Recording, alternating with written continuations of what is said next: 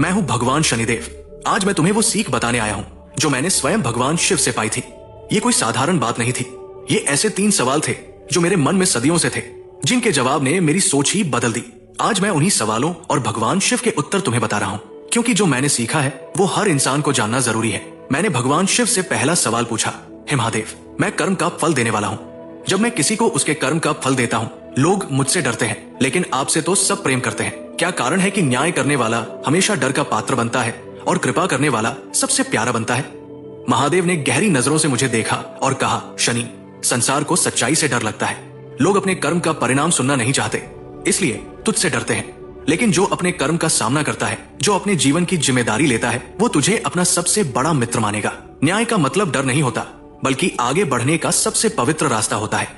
दूसरा सवाल मैंने महादेव से पूछा, प्रभु, क्या ऐसा हो सकता है कि कोई इंसान बुरे कर्म करे लेकिन पूजा पाठ करके अपने पाप को मिटा दे? क्या कर्म से भागा जा सकता है?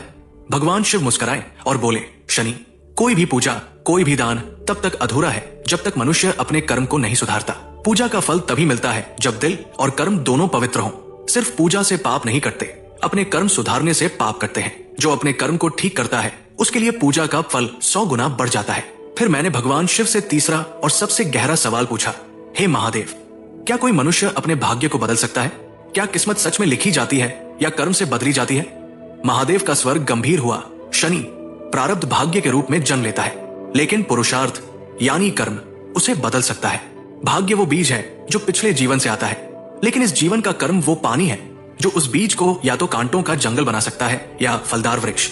जो मेहनत और सच्चाई से कर्म करता है, उसका भाग्य उसके कदमों के नीचे झुकता है। मैं हूँ भगवान शनिदेव। उस दिन मैंने समझा कि मैं सिर्फ कर्म का दंड नहीं देता, मैं आत्मा को जागृत करता हूँ। मैं डर का प्रतीक नहीं, चेतना का दीपक हूँ। जो अपने कर्म को ठीक करेगा, जो भगवान शिव की भक्ति करेगा, मैं स्वयं उसका रक्षक बन जाऊंगा।